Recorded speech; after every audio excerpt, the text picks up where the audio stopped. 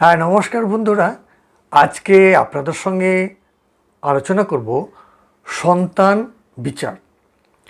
সন্তান বিচার করতে গেলে আপনার কি কি চাই? প্রথমেই একটি জন্মছক চাই। সেই জন্মছকটি আপনি হাতের কাছে রেডি রাখলেন।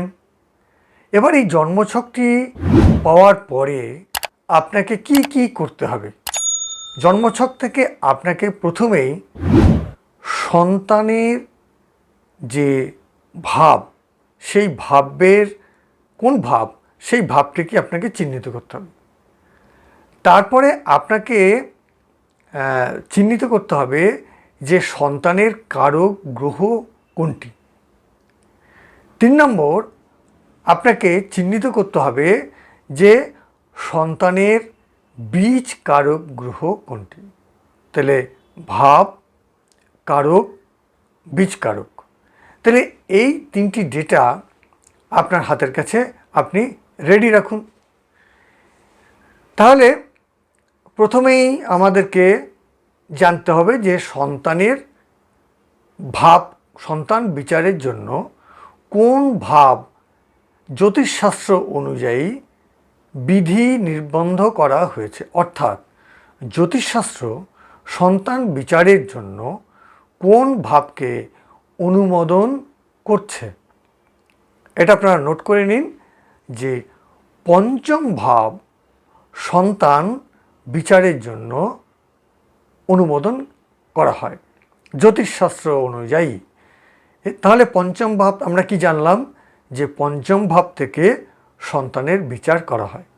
এরপরে 2 নম্বর, আমাদেরকে জানতে হবে যে সন্তানের কারক গ্রহ কোনটি, মানে কোন প্ল্যানেট সন্তান প্রদানের বা সন্তানের ভাগ্য নির্ধারণের ক্ষেত্রে ভূমিকা পালন করে থাকে, বা which planet is responsible for the child, সন্তানের জন্য কে দায়ী, কোন গ্রহ জ্যোতিষশাস্ত্র অনুযায়ী।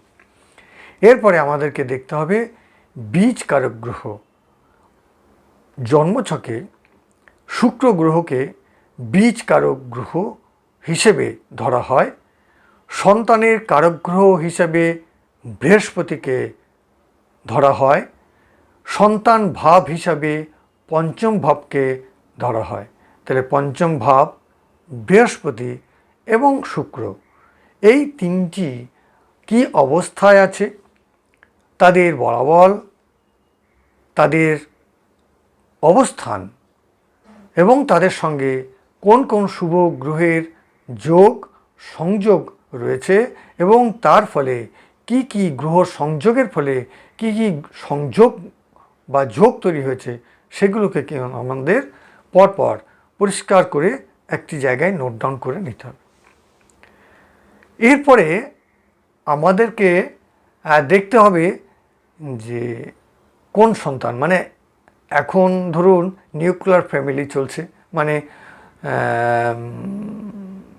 1টি 2টির বেশি সন্তান বর্তমান যুগের মানুষ চিন্তাই করতে পারে না। কিন্তু যেহেতু আমরা জন্মছক বিচার করতে বসেছি, আমাদের কিন্তু মোটামুটি 4র্থ সন্তান হওয়া প্রায় অসম্ভব। তবুও আমাদের কিন্তু 4র্থ সন্তান পর্যন্ত বিচারের যে পদ্ধতি, সেটা কিন্তু আমাদেরকে জেনে নিতে হবে। এবার কোনো ভদ্রলোক বা ভদ্রমহিলা তিনি তার প্রথম সন্তান সম্বন্ধে জানতে পারেন, দ্বিতীয় সন্তান সম্বন্ধে জানতে পারেন, তৃতীয় সন্তান সম্বন্ধে জানতে পারেন, 4র্থ সন্তান সম্বন্ধেও জানতে চাইতে পারেন।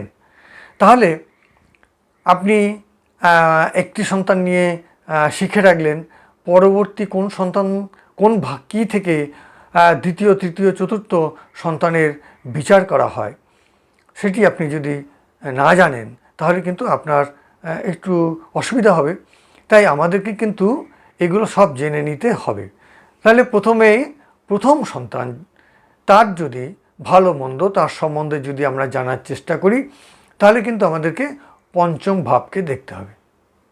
এরপরে শুধু পঞ্চম ভাবকে দেখলে হবে না, পঞ্চম ভাবের সঙ্গে পঞ্চম ভাবের যিনি অধিপতি তাকেও কিন্তু আমাদের দেখতে হবে। তাহলে পঞ্চম ভাব এবং পঞ্চম ভাবের অধিপতি, fifth house and fifth house Lord, এই দুজনকেই আমরা কিন্তু দেখব প্রথম সন্তানের ক্ষেত্রে, ফার্স্ট চাইল্ড অ্যানালিসিস ক্ষেত্রে।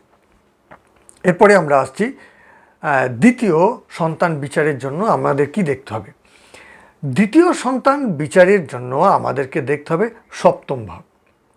সপ্তম ভাব অর্থাৎ সেভেন্থ হাউস এবং সপ্তম ভাবপতি অর্থাৎ সপ্তম ভাবের অধিপতি, সেভেন্থ লর্ড।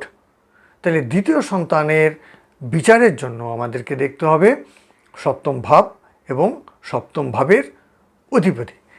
এরপরে আমরা দেখব তৃতীয় সন্তান। তৃতীয় সন্তানের জন্য আমরা দেখব নবম ভাব এবং নবম ভাবের অধিপতি, ninth house and ninth house Lord. ঠিক আছে, তাহলে তৃতীয় সন্তানের জন্য নবম ভাব এবং নবম ভাবের অধিপতিকে আমরা দেখব এবং তাদের সম্বন্ধে যা যা বিশ্লেষণ আছে সেগুলোকে আমরা করে আমরা সিদ্ধান্তের দিকে এগোব। চতুর্থ সন্তান বিচারের জন্য আমাদেরকে দেখতে হবে একাদশ ভাব এবং একাদশ ভাবের অধিপতি। তাহলে চতুর্থ সন্তানের যা কিছু বিচার্য বিষয় সেটার জন্য আমাদেরকে কিন্তু একাদশ ভাব এবং একাদশ ভাবের অধিপতিকে আমাদেরকে কিন্তু দেখতে হবে। এরপরে আমরা আমাদের যা স্বাভাবিক প্রশ্ন আমাদের দিকে ধেয়ে আসতে পারে, যে কেউ প্রশ্ন এটা খুব স্বাভাবিকভাবেই করে থাকেন। দেখবেন এখন ভ্রূণ হত্যা আইনত নিষিদ্ধ, তাই অনেকেই কিন্তু সেই আইনি প্রতিবন্ধকতার জন্য আগে যে সহজ পন্থা ছিল আইডেন্টিফাই করা, সেদিকে না গিয়ে তারা কিন্তু এখন অনেকেই জ্যোতিষশাস্ত্রের শরণাপন্ন হচ্ছেন এবং জানতে চান, আপনার কাছে জানতে চাইবে যে দেখুন তো যে আমার সন্তান পুত্র সন্তান হবে না কন্যা সন্তান হবে। এবার এই পুত্র সন্তান হবে না কন্যা সন্তান হবে এটি জানার জন্য প্রথমে আমাদেরকে সেই যোগটা দেখতে হবে যে সন্তান হতে গেলে কোন দুটো ভাবের মধ্যে জোরালো সম্পর্ক এবং সুসম্পর্ক, বলশালী সম্পর্ক তৈরি হওয়া প্রয়োজন। আপনারা জানেন যে পঞ্চম ভাব হচ্ছে, আপনাদের সঙ্গে আলোচনা করেছি যে পঞ্চম ভাব হচ্ছে সন্তান বিচারের ভাব। একাদশ ভাব হলো প্রাপ্তি, গেইন, প্রফিট, তাই না? তাহলে কোনো কিছু প্রত্যাশা যদি থাকে, প্রাপ্তি যদি থাকে, আকাঙ্ক্ষা যদি থাকে, তাহলে আমাদেরকে কি করতে হবে? পঞ্চম ভাবের সঙ্গে একাদশ ভাবকে যোগ করতে হবে। তাহলে পঞ্চম ভাব এবং একাদশ ভাব এটা দশা অন্তর্দশায় উপযুক্ত পরিবেশ। এবার দেখা গেল একজন জাতক বা জাতিকা আন্ডার এজে তাদের এই সম্পর্ক তৈরি হয়েছে, তাহলে কি আমরা বলবো যে না তাদের এখন সন্তান হবে? সেটা তো কখনোই বাস্তবসম্মতভাবে ঠিক নয়।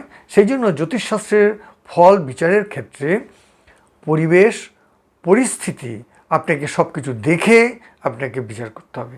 তাহলে পঞ্চম ভাবের সঙ্গে একাদশ ভাবের যদি সম্বন্ধ তৈরি হয়, তাহলে আপনি বলতে পারবেন যে না, এই জাতকের বা জাতিকার সন্তান লাভের ক্ষেত্রে কোনো বাধা নেই। ঠিক আছে, প্রথম আমাদের যা জানার, আমাদের যে ইনকোয়ারি সেটা আমাদের হয়ে গেল।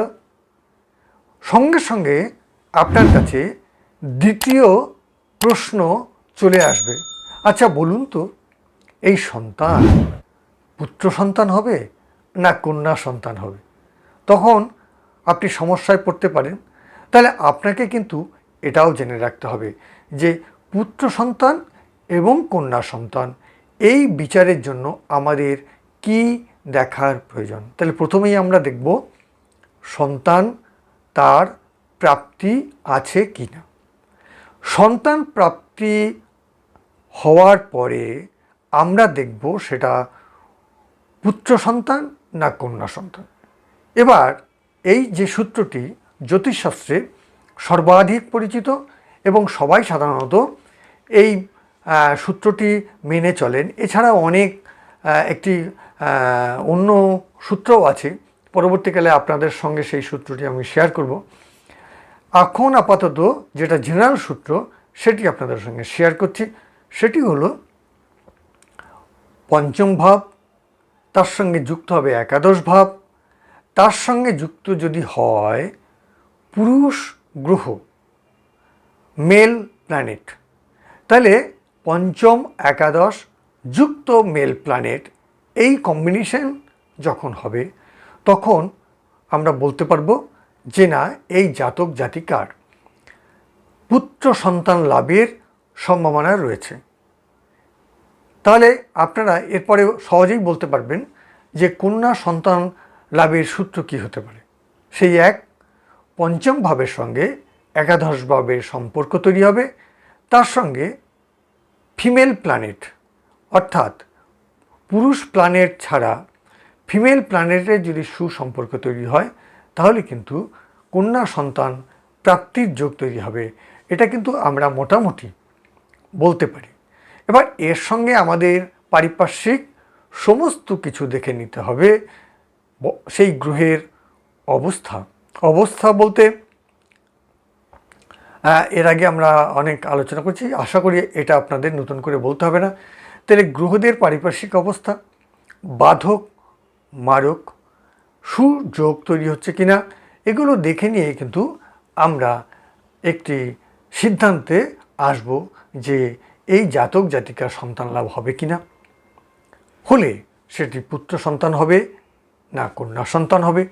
তাহলে আপনাদের সঙ্গে এতক্ষণ কি আলোচনা করলাম যে সন্তান লাভ বিচার করার জন্য আমাদেরকে কি কি দেখা উচিত। আমরা প্রথমে দেখলাম যে ভাব দেখব, কারক গ্রহ দেখব এবং বীজ কারক গ্রহ দেখব। তারপরে আমরা দেখব কোন সন্তান লাভের জন্য কোন কোন ভাব আমাদেরকে দেখতে হয়। তারপরে আমরা দেখব যে সন্তান লাভ আছে কিনা, যদি থাকে তাহলে সেটি পুত্র সন্তান না কন্যা সন্তান। তাহলে এগুলোই আমাদের আলোচনা হলো। তাহলে আজকে এই সন্তান বিচার কিভাবে করতে হয়, এই প্রাথমিক আলোচনা আজকে এখানে শেষ করছি। যদি ভালো লাগে আপনারা লাইক শেয়ার আশা করি অবশ্যই করবেন এবং সাবস্ক্রাইব করবেন এবং পরবর্তী অন্যান্য ভিডিওগুলো দেখতে থাকুন। আশা করি সেই ভিডিওগুলো থেকে আমি যা আলোচনা করব আপনাদের জ্যোতিষ জ্ঞানকে অনেকটাই সমৃদ্ধ করবে। এবং কোনো মতামত থাকলে অবশ্যই আপনারা কমেন্ট বক্সে লিখুন। সেই মতামত অনুসারে আমি আপনাদের প্রয়োজন মতো ভিডিও বানাবার চেষ্টা করব। ধন্যবাদ, সবাই ভালো থাকবেন, সুস্থ থাকবেন।